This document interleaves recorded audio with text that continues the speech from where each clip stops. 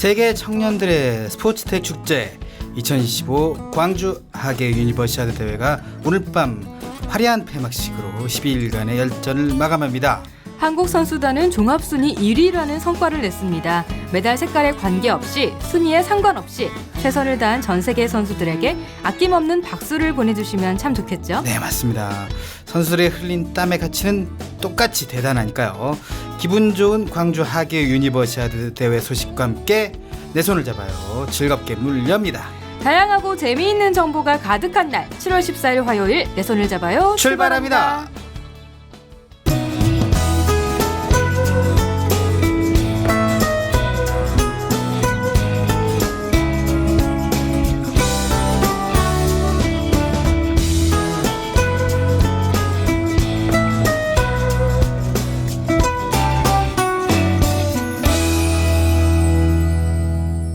안녕하세요. 내 손을 잡아요. 진행의 권순철입니다. 안녕하세요. 홍옥희입니다. 네, 하계 유니버시아드 대회가 우리나라에서 열렸고 우리나라 선수들이 종합순위 1위를 차지했고 참 좋은 소식입니다.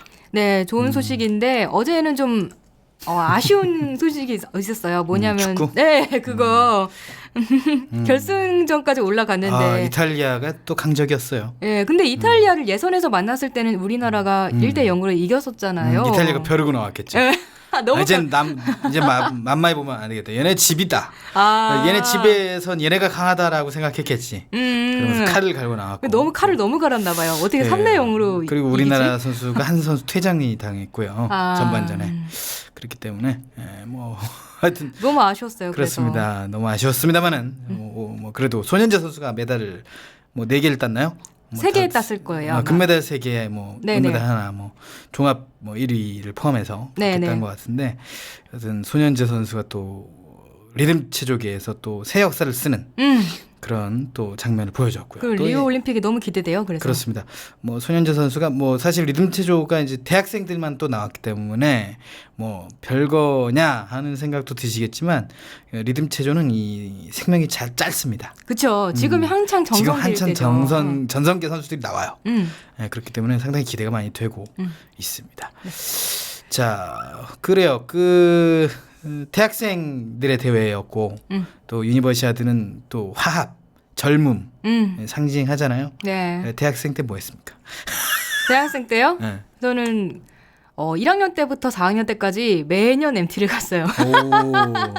4학년 때까지 MT를 가는 게 좀 창피하긴 했는데 어쩌다 보니 그렇게 됐더라고요. 보통 MT는 4학년 때 잘 안 가는. 그러니까요. 왜 그렇게 됐는지 모르겠는데 그렇게 됐어요. 그렇군요. 대학생 때 이렇게 축제나 이런 것 좀 하고 운동회 이런 거 하잖아요.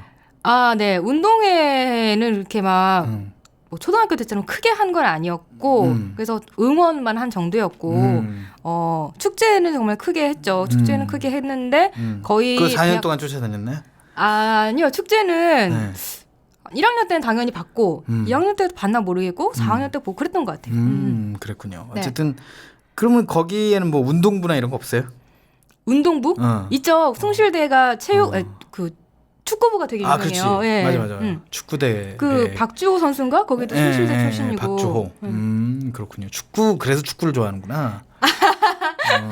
숭실대가 축구가 강하다 그래서 축구를. 그래서 그런 거구나. 원인을 찾았네요. 숭실대는 축구부밖에 없는 걸로 제가 알고 있는데 검색을 해봐야겠지만. 생활체육학과가 있긴 있는데 체대는 없어요. 그러니까요. 네. 예. 엘리트 체육은 소속이죠. 축구 정도밖에 없는. 그렇군요. 그래서 축구를 좋아하는 호기자와 함께 내 손을 잡아요 진행을 해보아야 될 것 같습니다. 오늘의 코너를 소개해드리겠습니다. 화요일이 풍성하게 꾸며주는 코너죠. 초보들도 쉽게 할 수 있는 요리를 알려드립니다. 우리들도 요리왕이 준비되어 있어요. 다음은 시각장애인들에게 유용한 IT 정보를 드리는 신비한 IT 세상이 기다리고 있습니다. 그리고 건강정보 톡톡이 준비되어 있습니다. 네, 내 손을 잡아요에서는 여러분의 많은 참여를 기다리고 있습니다. www.facebook.com/kbicktv로 메시지 주시거나 진행자에게 메시지를 보내주시면 참여 가능합니다. 그리고 인터넷에서 포피 채널을 검색하면 블로그를 통해서도 참여하실 수 있습니다. 방송에 참여하신 청취자분께는 문화상품권을 드립니다. 많이 참여해주세요.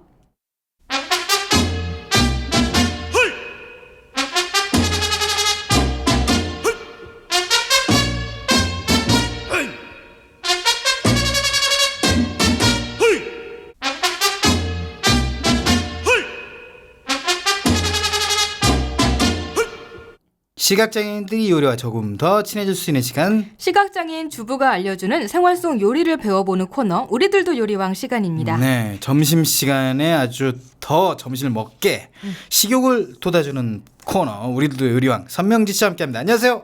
안녕하세요. 안녕하세요. 반갑습니다. 오늘 되게 덥죠? 어제는 시원했는데. 저는 더위를 많이 안 타서 오늘만 같아도 살 것 같아요. 아 진짜요? 네, 더위를 안 지난주 타시네. 토요일 날 정말 너무 더웠어요.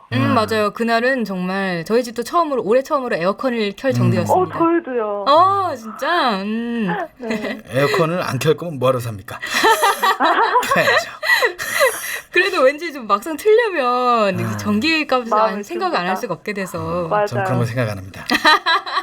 전기요금이 얼마 안 나오기 때문에 집에 머무는 시간이 얼마 없어요. 어차피 밖에 다 그래요. 바쁜 남자네요. 부럽네요. 네. 자, 그래 시원한 요리가 준비돼 있나요? 네, 오늘 냉우동 해보려고요. 오, 냉우동을 집에서 만들 수가 있나요? 네. 와. 근데 이제 사실 우동 하면 음. 보통은 가락국수라고 얘기하지만 우동하면 굉장히 그 추울 때 포장마차에서 국물을 호로록 하면서 마실 수 있는 술안주로. 소주에 우동 먹었어요. 하여튼 그런 게 생각나는데 냉우동. 이건 또 무슨 매력이 있을까요? 네. 할 수가 있어요 이게 냉우동을? 아니, 그럼요. 집에서 충분히 하실 수 있고요. 좀 이렇게 별미죠? 쉽게 말하면. 그래서 시원하게 해 먹을 수 있는 게 좀, 국수도 하다 지겹다, 이제. 그리고 좀 손님이 오시거나 또 아이들이나 이렇게 있을 때 좀 특별한 걸 해주고 싶다 할 때 냉우동이 좋을 것 같아요. 약간 일식 느낌이 나죠? 그렇겠죠? 그쵸, 맞아요. 네. 저는 냉짬뽕은 먹어봤습니다. 맞아요. 저도 그거 먹어봤어요. 네. 근데 냉우동은 못 먹어본 것 같아요. 저도, 냉우동이 무슨 맛인지 모르겠어요. 안 먹어봐가지고. 근데 사실 우동 하면 인스턴트라고도 그냥 생각할 수도 있을 것 같긴 한데, 그죠? 집에서는 보통 인스턴트로 많이 해먹는 것 같아요. 네, 많이 나와 있는 시판된 제품이 많아서 또 반조리 제품이라고도 많이 하죠. 네. 네, 이렇게 좀 조리가 어느 정도 돼 있는 거를 집에서 이렇게 소스 넣고 끓이기만 하는 해놓은 이렇게 제품이 많이 있어요. 네. 네, 그런 걸 아마 평소에 많이 접하시지 않았을까. 그런데 오늘은 오늘, 그냥 처음부터 네. 끝까지 우리가 다 만들어 보는 거죠. 네, 그러기도 하고 좀 육수가 어려운 것들은 좀 시판되는 제품을 이용해 보셔도 좋아요. 그럼 본격적으로 한번 배워보도록 할 텐데, 네. 그 냉우동 하면 육수, 냉 제품은 육수가 중요하잖아요, 사실. 네. 냉면도 그렇고 모밀국수도 그렇고 육수 내는 것은 또 어떻게 하는지 이게 제일 먼저 궁금하거든요. 사실은 정말 말씀하신 대로 냉우동은 육수가 중요한데요. 시원한 맛으로 먹다 보니까 네네. 육수를 다 먹지 않아도 육수가 중요해요. 근데 이렇게 요즘에 더우실 때 모밀국수 많이 드시잖아요. 네. 냉모밀국수 그런 거 비슷해요. 네. 그래서 오늘 말씀드리는 거는 우동면을 쓰셔도 되고 모밀면을 쓰셔도 될 것 같아요. 같은 육수에. 네. 그렇군요. 어떻게 육수를 냅니까? 기본 베이스는 역시 멸치 다시 육수죠. 네. 그렇군요. 멸치랑 다시마 육수랑 해서 끓여서 이제 건더기 건지고 야채 들어가면 제가 좋다고 말씀드렸죠. 네네. 양파, 대파, 무 같은 거 들어가면 이렇게 육수가 훨씬 시원해져요. 네네. 네. 무가 들어가면 굉장히 육수가 맛있어지고 시원해지고요. 양파가 단맛을 내주죠. 맞아요. 네, 대파도 시원한 맛을 내줘서 그런 가지고 계신 야채로 육수를 끓여주시면 충분히 좋아요. 그래서 냉동실에 얼렸다가 쓰셔도 되고 그냥 쓰셔도 되고. 네. 그리고 오늘 말씀드리는 이제 냉우동에 들어가는 이제 육수 맛을 좀 달리하는 거는 뭐냐면 쯔유라고 해요. 쯔유. 알아요? 네. 그게 뭐 일본식 간장 비슷한 거 아닌가요? 네네 비슷해요. 육수 내는 이제 양념 같은 건데요. 식용유가 아니고 쯔유. 네. 네, 기름 유자는 아닙니다. 네, 그래서 그런 걸로 이제 육수를 내는데 쯔유는 집에서 만들기 번거로우실 수 있어요. 사야 되죠? 그래서 많이 팔기도 해요. 네. 마트에 손쉽게 구할 수 있는 제품. 네, 많이 팔기도 하는데 집에서도 만들 수 있어요. 오. 간장, 네, 그다음에 참치 액젓이라고 하는 게 있거든요. 어허. 네. 네, 네, 이거는 참치 액젓은 나물 무칠 때나 좀 맛을 약간 더 이렇게 뭔가 입에 착착 붙는 맛을 내고 싶다 할 때 아주 미량을 넣고 사용하는. 짜니까. 네, 어. 짠다기보다는 이렇게 좀 비린내가 나요. 아, 그렇죠. 네. 참치에서 추출한 거기 때문에 약간 이렇게 참치 향이 나요. 네. 그래서 거슬리지 않을 정도로 정말 조미료처럼 이렇게 네 마법의 네 이렇게 맛을 좀 살려주는 그래서 이제 참치 액젓이랑 뭐 설탕, 물, 네 또 필요한 어떤 좀 잘 이용하시는 분들은 표고, 네 표고도 넣고 이렇게 또 청주, 네. 일본에서는 또 미림을 많이 쓰죠. 예. 네. 그래서 바글바글 끓여서 사용하는 게 쯔유예요. 네. 네. 그래서 그렇게 집에서 만들어 두셔도 되고, 네. 그래서 얼려놨다가 이렇게 집에서 만든 육수랑 생수에 희석하기도 해요. 참. 쯔유를 만들어서 생수를 이렇게 희석해서 냉모밀국수나 냉우동을 하시기도 하지만 육수가 아무래도 맛있죠. 그렇군요. 멸치다시 육수를 내서 쯔유랑 섞어서 얼음을 네. 얼음을 많이 띄워가지고 해먹으면 맛있죠. 그래요. 냉우동인데 얼음이 당연히 들어가야겠죠? 그렇죠. 네. 그리고 쯔유가 맞아요. 들어가야 뭔가 이렇게 일식 느낌이 더 많이 날 것 같긴 해요. 네, 약간 달큰하면서도 짭조름하면서도 맛있는 맛이 나요. 그렇군요. 좀 뜨거우면 좀 우리나라 입맛에는 안 맞을 수도 있는데 차갑다 보니까 후루룩 시원하게 잘 드시는 것 같아요. 저도 굉장히 네. 냉우동이나 냉모밀 굉장히 좋아하거든요. 호로록이 제일 중요하고요. 네. 호로록. 네. 그렇습니다. 그러면 또 있어요? 뭐 재료? 이게 뭐 우동면. 매콤한 맛을 좀 내주면 좋지 않나요? 매콤한 맛은 뭐 집에 가지고 계시는 고추나 아무래도 고춧가루를 쓰면 이제 국물이 탁해지거든요. 그렇죠. 네. 네. 그 고추를 이용해 주시는 게 가장 뭐 매운맛에는 뭐 특효니까 다른 방법이 있는 건 아닌데 아무래도 이 냉모밀이나 냉우동은 맵게 먹는다기보다는 담백하게 먹는 거예요. 그렇죠. 네. 일식이 워낙 이렇게 라면 종류가 아니면 담백하게 먹잖아요. 맞아요. 네. 오히려 약간 좀 달큰하게끔. 네. 네, 그렇게 먹는 게 이게 포인트이기 때문에, 네, 매운 것보다는 담백하게 드시는 걸 추천을 해요. 네. 또 다른 이제 재료는 우동면이 메인이죠, 사실. 그렇죠. 네. 우동면이 있는데, 우동면은 집에서 만드시는 게 아니라, 시판되는 면을 쓰시면 되는데요. 네. 냉동에서 나와요. 네. 우동면이 냉동 코너에 가면 우동면이 있어요. 네네. 네. 이미 한번 이제 집에서 한번 살짝 끓이기만 하면 되는 거예요. 그렇죠. 그리고 우동면은 이렇게 기름이 좀 많아요. 그래서 끓여서 이용하시는데, 그러니까 한번 데쳐내는 것처럼, 네, 나물이나 이런 걸 데치는 것처럼 우동면을 데쳐내시는 거예요. 네. 근데 명지 씨는 뭐 좋아하는 면 브랜드라든지 그런 거 있나요? 면이 브랜드마다 맛이 다르질 않나요, 솔직히? 달라요. 네. 뭔가 좋아하는 게 있으실 것 같은데 직접적으로 말은 못해도 그냥 힌트만 주신다면. 이거는 우동면까지는 이제 확인을 안 해놨어요. 사실은 우동면 저희는 한 종류밖에 없거든요, 마트가. 그래서 우동면이 한 종류밖에 안 들어와요. 아, 그렇군요.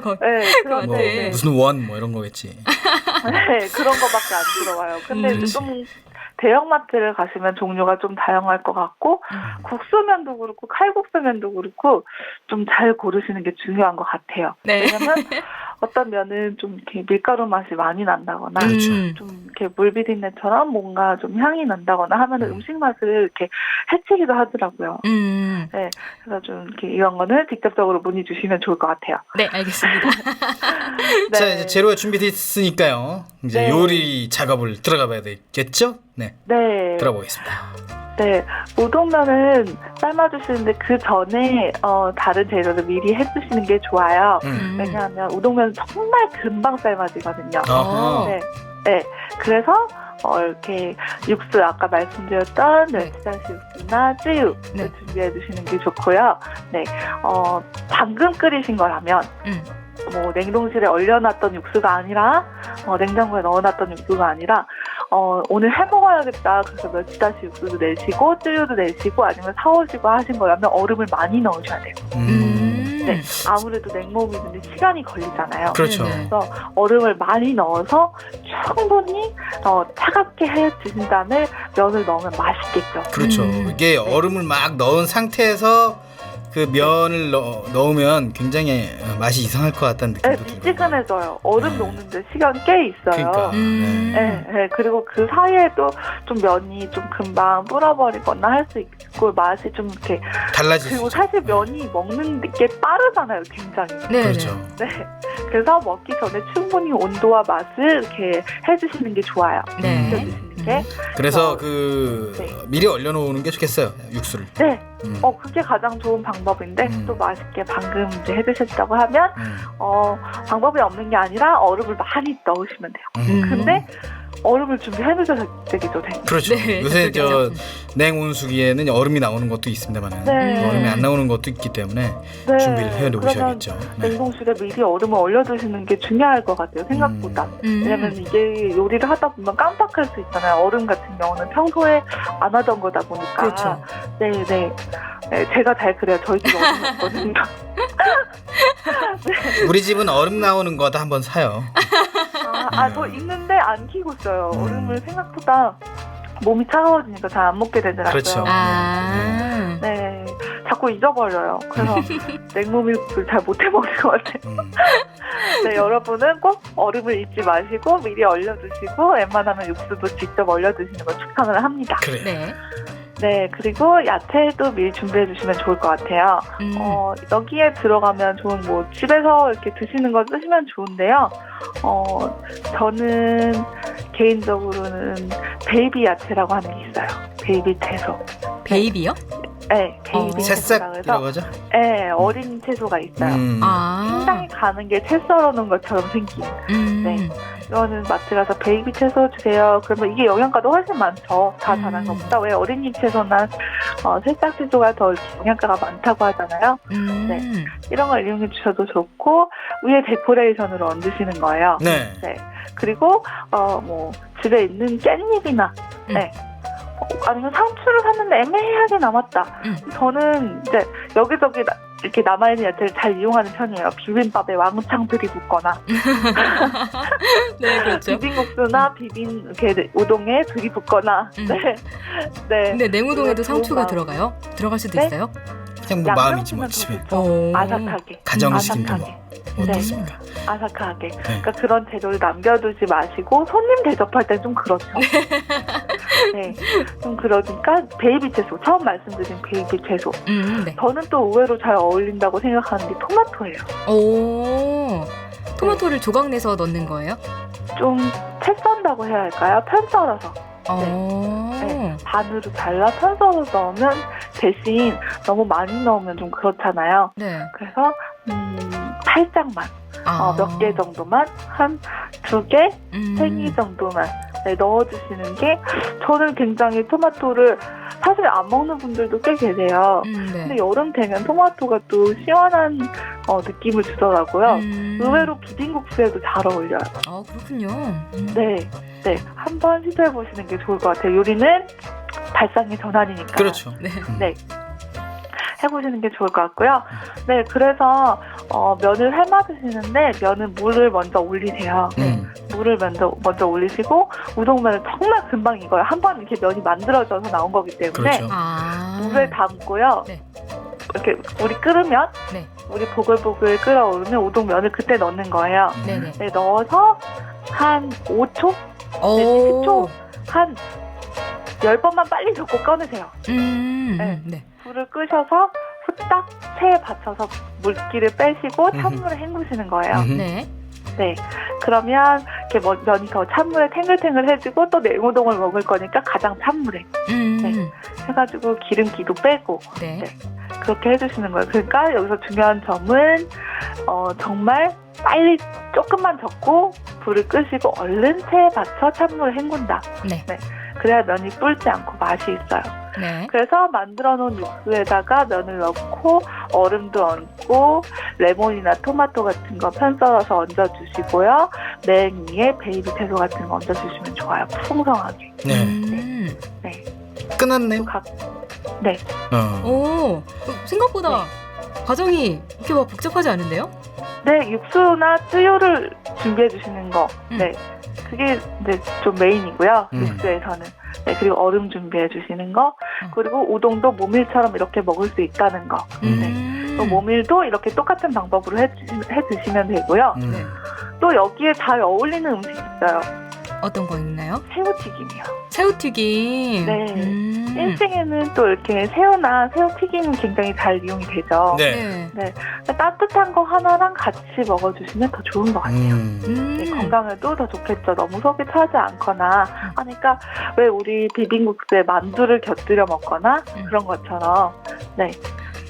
새우튀김을 이용해 주셔도 좋을 것 같아요. 네. 그 보통 우리가 자주 가는 맛있는 네. 초밥집이 있는데 네. 튀김 냉모밀이라고 있어요. 오. 네, 세트로 나오죠. 네, 세트로 나오기도 하고 면에 그냥 담가서 이렇게 막 네. 튀어가지고 나오기도 하는데. 튀김을 면에 네. 담가서 나와요? 네, 어. 맛있어요. 그 그런 경우 바삭바삭해가지고 이게 네. 면을 다 섞은 다음에 탁 담가버리죠. 그러니까 네. 튀김옷에 여러 가지 바삭바삭함이 살아 있고, 네, 위에 약간 뜨게 해놓으니까. 그걸 뜨게 해놓는 거야. 네. 그게 얼마나 맛있는데요. 오. 그걸 튀김을 되게 잘 만들어야 될 것 같아요. 그럼요. 네, 이- 눅눅해지지 많이 않아요. 튀겨야죠. 튀김옷이 많이 입혀져야 되고요. 기름의 온도가 적정해야 되고요. 네. 네. 눕지 않아야 웰빙도 된다. 좋지만 가끔 이렇게 맛있는 게 땡길 때가 아유, 있잖아요. 그럼요. 얼마나 바삭바삭하고 시원하고 이게 네. 이게 바삭바삭과 시원하면 교차할 수가 없는 거잖아요. 교차돼. 맞아요. 이 오. 교차되면서 맛이 얼마나 있는데요. 오, 신기하네요. 그래요. 좀 시각적인 주의해야 할 점이 좀 있을까 모르겠습니다. 양 조절도 그렇고요. 면은 뭐 2인분 정도 하려면 양을 얼마나 해야 되는지, 면의 양을 뭐 이런 거. 이것도 이렇게 좀 차가 있지만요. 면은 이렇게 제가 샀을 때는 1인분씩 팔아요. 네, 이렇게 하나씩 포장이 돼 있어요. 네네. 네, 그리고 아니면은 한 덩어리씩 이렇게 얼려져 있어요. 아. 네. 그래서 1인분이면 한 덩어리, 2인분이면 두 덩어리 하는데 이게 면이다 보니까 먹는 게 굉장히 슬프죠. 그렇죠. 네, 많이 드실 수도 있어요. 저 같은 경우는 신랑이랑 먹을 때는 3인분 해서 드시고 맞아요. 그래서- 네, 짜파게티도 한 네. 3개. 아유, 이거. 짜장라면도 한 맞아요. 3개 끓여야지 2명이 먹을 수 있어요. 네. 네, 그렇습니다. 그렇군요. 네, 최근 한번 먹어봐가지고 또. 세 개를 네. 둘이서? 그렇습니다. 자, 그리고 말이죠. 이게 또 궁금합니다. 인스턴트 우동 있잖아요. 요새 시중에 네. 많이 나오잖아요. 네. 그 우동으로도 끓일 수 있어요? 냉우동으로. 그런데 아무래도 그냥 냉동면을 이용해 주시는 게 좋아요. 네. 맛이 약간 좀 떨어질니까요? 네, 그 뜨거운 물에 붓는 면이랑 그렇게 만들어진 이렇게 면이랑 좀 다를 수도 있어서 냉동면은 어디나 다 파니까 그걸 이용해 주시면 되고요. 네. 참 또 육수를 안 내고 우동을 드실 수도 있어요. 그 방법 좀 알려주십시오. 네. 네, 그 방법은 뭐냐면 집에 가지고 계신 소스로 냉우동을 비빔국수처럼 이렇게 양념에 버무려서 드시는 거예요. 네, 뭐 간장, 설탕, 식초, 뭐 이제 맛간장 특히 있으시면 그거 이용해 주시면 더 달큰하고 맛있죠. 네, 그런거나 또 일본에서는 와사비가 빠질 수 없죠. 그렇죠. 네, 와사비, 뭐 레몬즙, 기타 등등 약간 프레시한 소스를 이용해 주셔서 이렇게 대충 이렇게 가지고 계신 걸로 만들면 매실액도 살짝 섞어서 만들면 어느 정도 맛있는 소스가 나오죠. 이렇게 주부님들 하시는 겉절이 하실 때도 쓰고 하시는 소스가 나오잖아요. 거기다가 우동면을 비벼서 아까 제가 말씀드렸던 야채나 뭐 아이들 잘 안 먹는 피망, 네, 그리고 뭐 파프리카, 그리고 뭐 과일, 사과를 편썰어서 넣는다든지 배를 편썰어서 넣는다든지 저는 좀 제가 특이한 건지 모르겠는데 면에 과일 섞는 거 굉장히 맛있더라고요. 아까 네. 토마토도 그렇고. 네네, 냉면에 배 들어간 거 되게 감초 같잖아요. 네. 냉면의 단맛의 반은 배였던 것 같아요. 네, 맞아요. 네, 육수의 역할도 하면서 뭔가 약간 특히 또 비빔냉면 같은 거 먹게 되면은 또 양념에 그 배를 이렇게 먹게 되는 게 아삭하면서 달고 맛있잖아요. 네. 네, 그런 것처럼 저는 좀 이렇게 우동이나 차가운 면 요리에 과일이 잘 어울리는 것 같아요. 네, 그래요. 그래서 좀 거리낌 없이 도전하고 이용해 주셨으면 좋겠습니다. 네, 도전이 중요한 겁니다. 무더운 여름에 좀 먹기 좋은 시원한 냉우동을 한번 만들어봤습니다. 네, 색다른 면 요리를 먹고 싶다면 냉우동 한번 도전해보는 게 어떨까요? 명지 씨 오늘 말씀 고맙습니다. 감사합니다. 네, 지금까지 우리들도 요리왕이었습니다. 배우고 싶은 요리가 있거나 요리에 대한 궁금증이 있다면 주저하지 말고 질문해주세요. www.facebook.com/kbicktV로 메시지 보내주시면 됩니다. 그리고 인터넷에서 포피 채널을 검색하면 블로그에서도 참여할 수 있습니다. 방송에 참여하신 청취자분께는 소정의 문화상품권을 선물로 드립니다.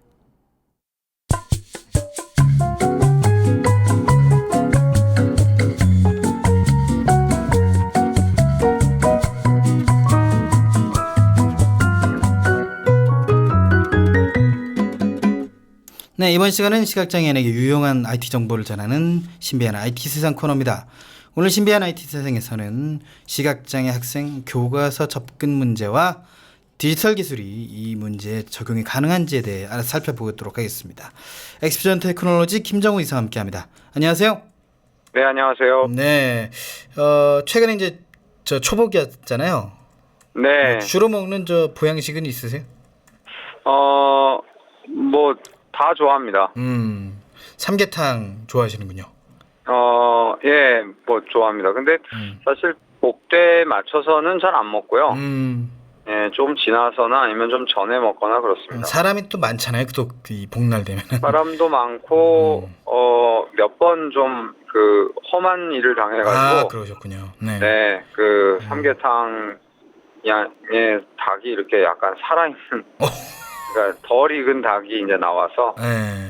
예, 좀 많이 그렇군요. 예, 질색했던 큰일 날 뻔하셨네요. 경험들이 있어서, 네. 네네. 워낙 좀 바쁘시다 보니까 아마 그런 일이 있었던 것 같아요. 네네네네. 네, 그래서 예, 저기 그 복날에는 안 갑니다.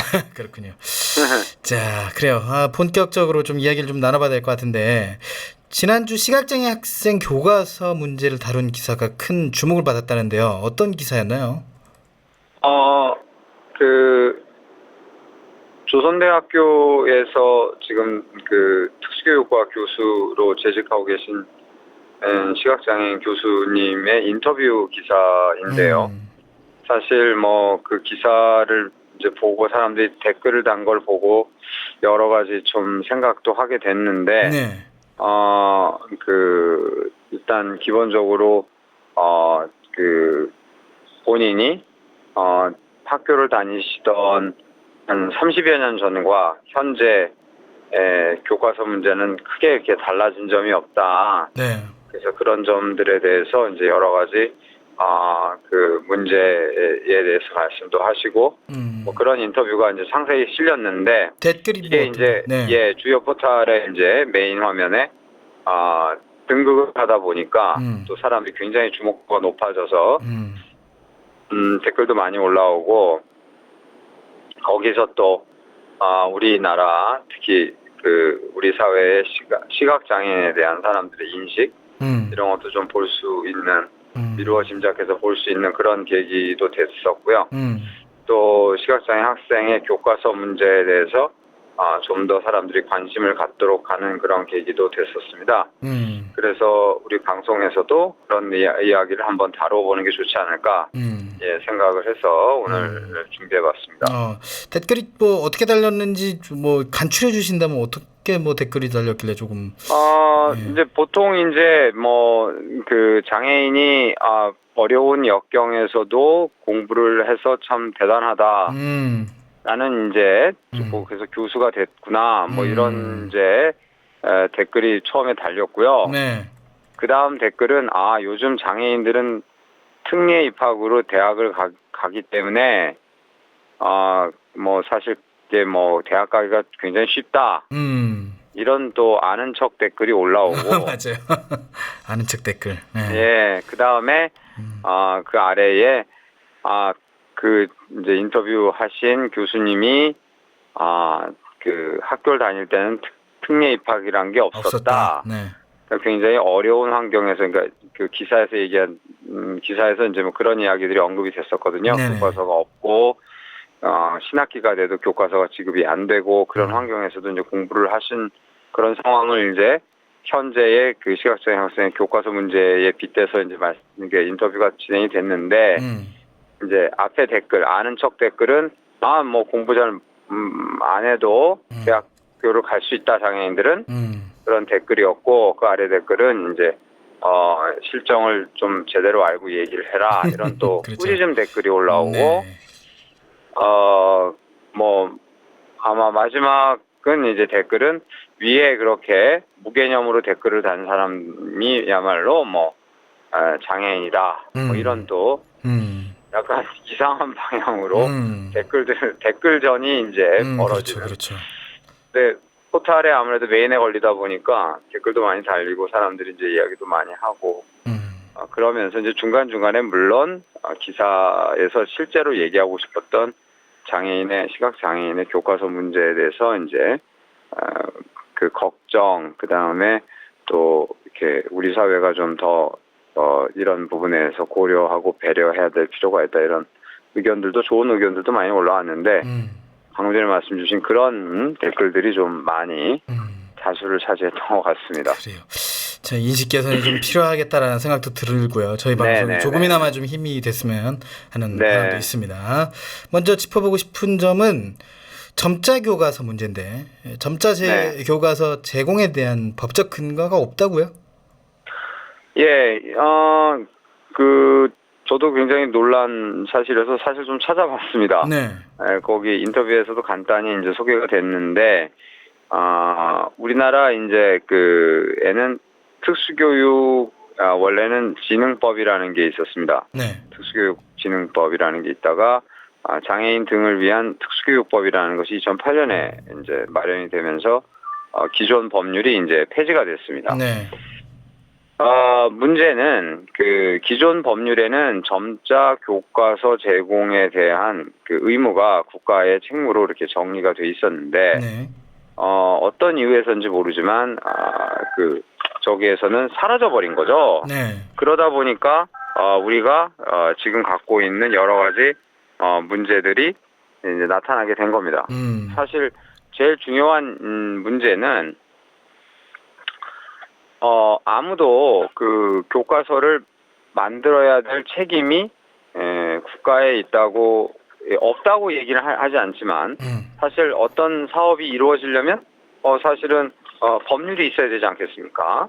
국가에 법률이 있어야 되는데 그것이 지금 현재 없는 실정이라는 거죠. 그러다 보니까 점자 교과서에 관련돼서 국가의 어떤 책임이나 이런 것이 명문화되지 못하는 그런 문제가 이제 발생을 했습니다. 그래서 점자 교과서를 반드시 주지 않아도 될 만한 구실을 만들어내는 지금 문제점이 있는 거군요. 그렇다기보다는 사실 그런 관련 법 조항이 없다는 것이 현재 우리나라의 시각장애인 특수교육의 현 주소를 웅변하고 있다라고 볼 수 있겠죠. 네네. 사실 법 조항이 없다 하더라도 지난 30몇 년 동안 점자 교과서가 쭉 제공되어 왔고 네. 그 방식에 의해서 지금도 시각장애인 학생들에게 점자 교과서가 제공되고 있는 것은 맞습니다. 네. 맞는데 일반 학생에 관련된 교과서 규정은 굉장히 상세하게 규정되어 있는데 반해서 시각장애인의 학생의 교과서는 단 한 줄도 관련 규정을 법조문에서 관련 법에서 찾아볼 수가 없다는 것이 굉장히 안타까운 현실이라고 할 수 있겠습니다. 그러게요. 참 정말 좀 열악한 저는 놀라운 발견이었어요. 그러니까 열악한 환경이 될 수밖에 없는 지금 현실을 법으로 나타내 주는 거다라고 볼 수 있겠군요. 네. 자, 최근 통합교육이 일반화되면서 맹학교 대신 일반학교에 진학하는 시각장애 학생들이 늘어나고 있는데, 네네. 이런 학생들은 교과서를 어떻게 구해서 어떻게 보고 어떻게 좀 공부를 하는지도 궁금하네요. 이게 그래서 중요한 문제가 되는 것입니다. 교과서는 여러 가지 종류가 있죠. 네. 국정 교과서가 있고, 검정 교과서가 있고, 그 다음에 인정 교과서가 있고. 네. 그래서 초등학교는 대부분 국정 교과서를 쓰고, 중학교부터 이제 검인정 교과서를 많이 쓰게 되는데 그렇죠. 현재 점자 교과서는 실제로 맹학교 중심으로 수요 조사를 해서 교과서가 이제 제작되게 됩니다. 그러니까 네. 여러 종류의 교과서를 제작하기보다는 가급적이면 한 과목에 한 종의 교과서를 제작을 하고 있습니다. 뭐 여러 가지 여건상 어려움이 있겠죠.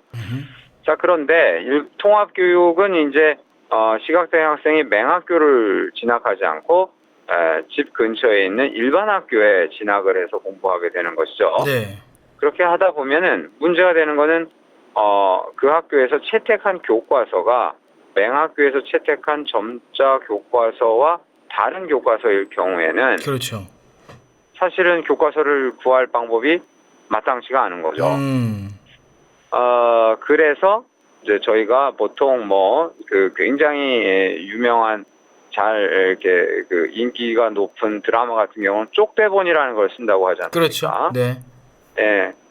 그런 것처럼 각 그 장애인 시각장애인 복지관 학습지원센터 이런 곳에 책을 교과서를 의뢰하고 진도에 맞춰서 일종의 쪽 교과서를 받게 되는 것입니다. 네. 네, 그런 문제들이 발생하고 있는 것이죠. 그렇죠. 100쪽짜리 쪽 교과서 나올 수도 있겠고.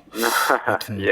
그런 이제 진도에 맞춰서 이제 제공을 해주시기 때문에 최대한 진도에 맞춰서 이제 제공을 해주려고 하다 보니까 그렇죠.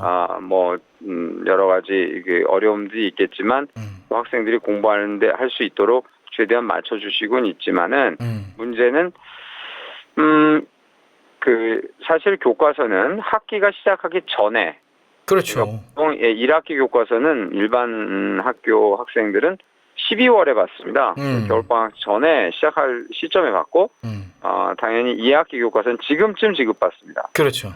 근데 우리 시각장애 학생들은 앞에 말씀드렸다시피 그런 제도나 이런 것들이 제대로 갖춰져 있지 못하다 보니까 또 점자 교과서는 불가피하게 일반 교과서가 나온 다음에 제작이 될 수밖에 없기 때문에 제작 시간이 좀 오래 걸리지 않겠어요? 네. 그러다 보니까 신학기에 이제 보통 지급을 받게 되는데 저희 학창 시절을 생각해봐도 그런데 그랬죠. 저희는 통합 교육을 받는 학생들은 더 그마저도 어려워서 쪽 교과서로 공부한다.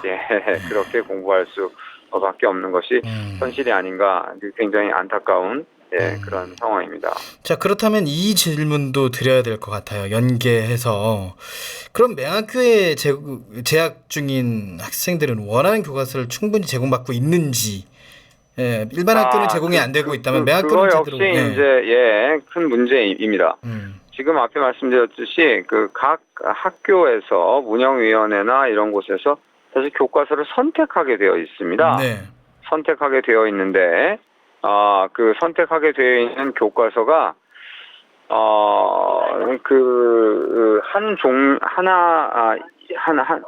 하나 이상 만들어지기가 매우 어려운 것이 점자 교과서를 10권 이상 제작하는 경우에만 점자 교과서를 제작을 해주게 됩니다.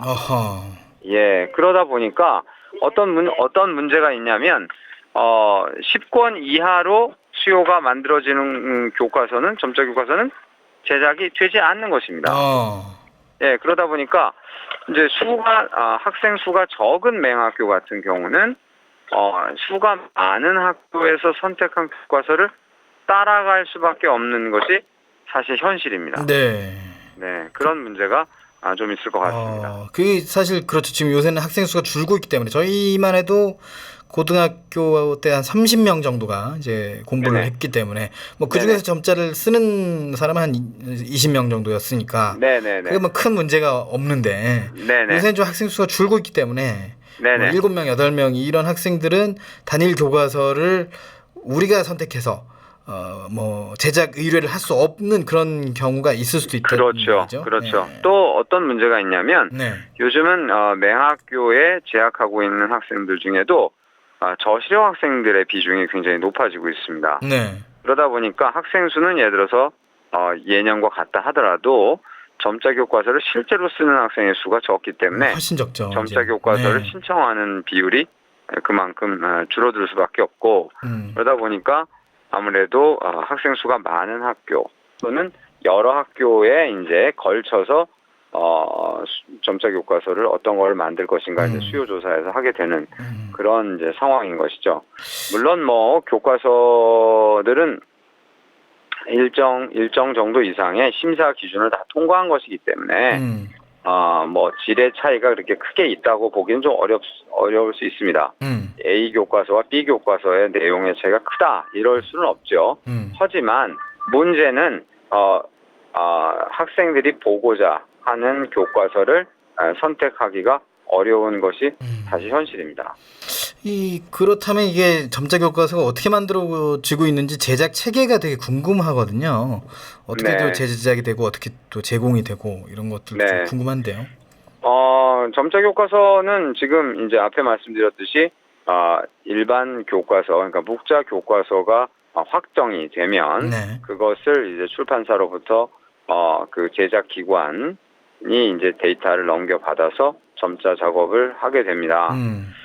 그 이후에 이제 교정, 아시다시피 점자 자료를 만드는 게 그렇게 쉽지 않지 않습니까? 그래서 다 교정을 보고 또 교과서는 오탈자가 있으면 안 되니까 이제 엄격한 품질 관리를 하다 보니까 시간이 많이 걸리게 되죠. 게다가 이제 수학이라든가 사회라든가 이런 과목들의 교과서에는 그림이 많이 사용되고 그런 그림 자료들은 또 일일이 촉각 그림 자료로 제작을 해야 되는데 이 작업 역시 또 만만치 않은 작업이죠. 그러다 보니까 결국은 학생들에게 이제 교과서가 지급되는 시점이 점점 늦어질 수밖에 없고 또 가급적이면 저희가 왜 식당 가서 바쁠 때 메뉴를 통일해달라 이렇게 얘기하는 것처럼 교과서도 좀 그런 그렇게까지는 아니지만 어쨌든 10권 이상 정도의 수요가 있는 교과서들만 제공이 되게 되는 것이죠. 자, 이런 심각한 문제 사실 우리도 공부할 때 12월에 책 받고 싶잖아요. 그 다음에 신학기 들어가면 좋은 거 미리 공부를 하다가. 그렇죠. 그게 좋은 건데 이제 저희는 항상 신학기 때 책이 새 책이 나오니까 그런 게 많이 불만이었는데 이런 것들이 아직도 고쳐지지 않고 있다라는 게 참 안타까운데 기사에서 보니까 이런 문제점을 디지털 기술을 이용해서 이걸 해결할 수 있다 이렇게 지적하고 있던데 일단은 우선 이제 그 교과서를 출판사에서 이제 제작을 할 때 대부분 100% 디지털화해서 이제 작업을 하지 않겠습니까? 그게 이제 하나의 이제 기회가 될 수 있는 것이고, 두 번째는 요즘 다양한 점자 정보 단말기 또 스마트 패드 이런 것들을 많이 사용해서 학생들이 공부를 하고 있지 않습니까? 그러다 보니까 종이책을 만드는 서책형을 만들 때보다는 디지털화를 하면 훨씬 빨리 제작을 할 수 있는 여러 가지 가능성들이 있는 것이죠. 물론 이제 촉각 자료라든가 이런 것들은 불가피하게 종이로 인쇄해서 볼 수밖에 없겠지만 글 부분은 대부분 점자 정보 단말기나 이런 패드에서 이용할 수가 있을 것입니다. 이런 거를 하게 되면 좋은 점이 어떤 것이냐면 저시력 학생과 시각장애 전맹 학생이 같은 자료를 볼 수도 있겠죠.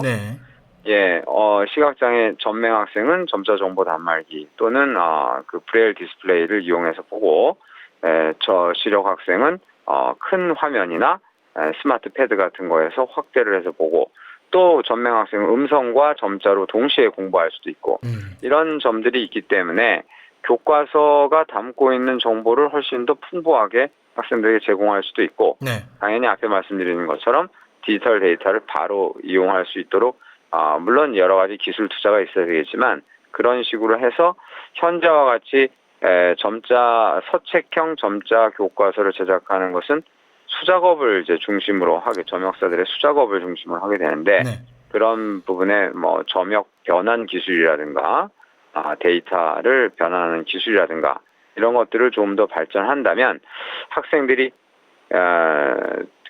좀 더 빨리 책을 받아볼 수 있고 좀 더 다양한 교과서를 받아보고 더 나아가서 통합교육을 받고 있는 학생들이 쪽 교과서로 공부하는 일은 좀 없앨 수 있지 않을까. 네. 그런 생각을 해봅니다. 자, 그 밖에도 시각장애 학생 교과서 접근권이 충분히 확보되기 위해 마련돼야 할 제도는 어떤 것들이 있을까요? 앞에 처음에 이제 진행자께서 질문하신 것처럼 법 제도가 먼저 정비가 돼야 될 필요가 있다고 생각합니다.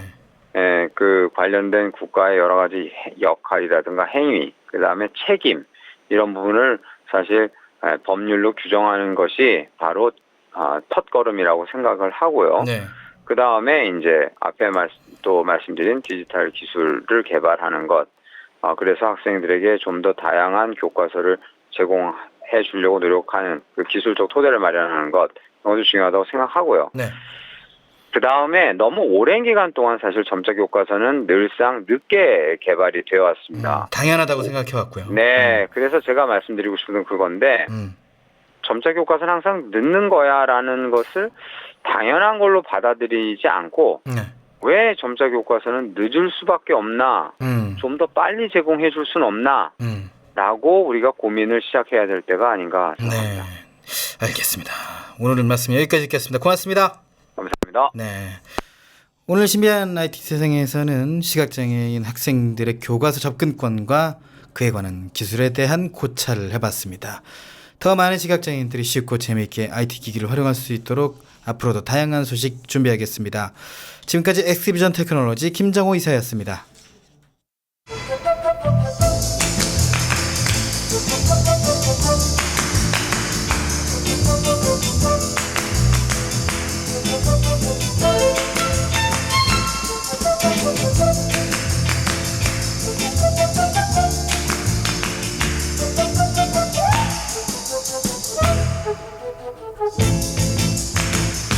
여러분은 지금 KTV 포피 채널 내 손을 잡아요 함께하고 계십니다. 다음은 정보 톡톡 시간입니다. 화요일 정보톡톡에서는 건강 정보를 알려드립니다. 알고 싶은 정보가 있으면 언제든지 내 손을 잡아요로 문의해주세요. 자, 오늘은 어떤 건강 정보가 준비되어 있나요? 요즘 감염병이 유행하고 있다고 해서 미리 예방하자는 뜻에서 이 정보를 준비했습니다. 감염병 많잖아요. 바이러스에 감염될 수도 있고 벌레로 인해 뭐 물려서 그렇게 될 수도 있고 네. 그렇게 되는데 어떤 병인가요?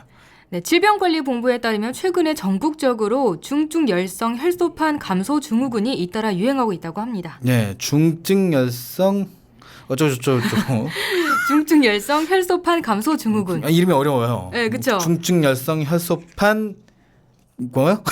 감소 증후군. 네, 혈소판 감소 증후군. 하여튼 하여튼 그건데 중증열성 혈소판 감소 증후군 됐다. 이렇게 이름이 어려운데 이게 뭐예요? 네, 쉽게 말하면 야생 진드기의 일종인 작은 소참 진드기, 이거 언론에 많이 나왔었죠. 네. 이 진드기에 물리면 발생하는 병입니다. 네. 사실 근데 진드기에 관한 건강 정보는 예전에 전해드린 적이 좀 있죠. 네, 그렇죠. 봄철에 쯔쯔가무시병을 주의해야 한다고 알려드렸잖아요. 네, 그런데 최근에는 또 야생 진드기에 물려서 사망하는 사례도 있고 요즘 또 휴가철이잖아요. 네네네. 네, 봄철은 또 아들이 많이 가지만 휴가 때는 또 놀러를 많이 가기 때문에 네. 야외 활동이 많은 때 특히 조심해야 됩니다. 예, 특히 또 조심해야 될 분들이 더 있을 것 같아요. 논밭에서 일하시던 70대, 80대 고령자분들이 사망을 했다는 소식이었잖아요, 이게. 네, 밭일하다가. 네, 그래서 이분들도 좀 조심해야 되지 않을까 하는 생각 되는데요, 그렇죠? 네, 그렇죠. 근데 이게 굉장히 위험한가 봐요. 얼마나 위험하길래?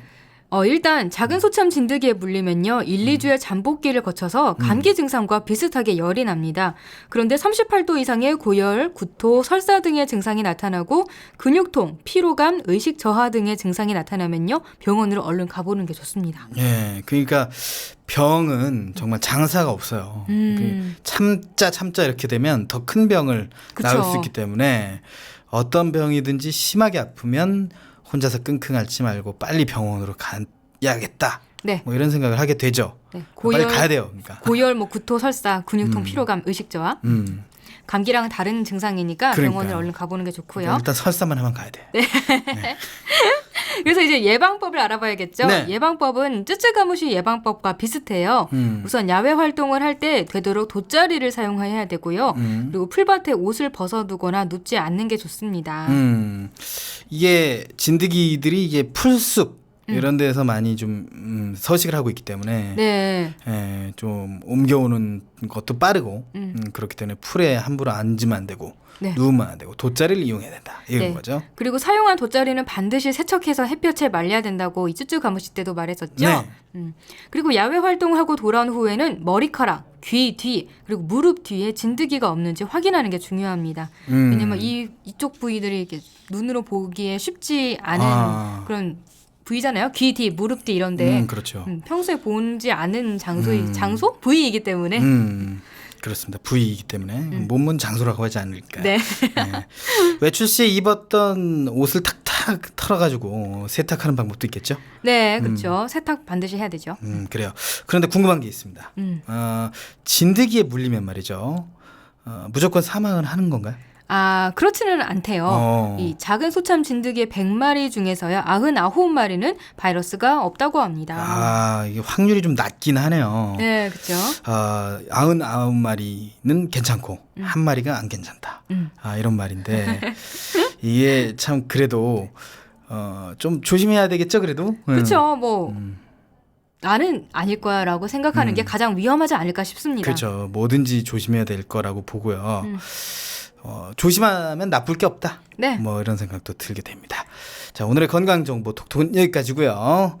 자, 무더위에 진드기도 조심해야 되고 모기도 조심해야 되고 더위 먹는 먹는 것도 조심해야 되고 네. 조심할 게 참 많네요.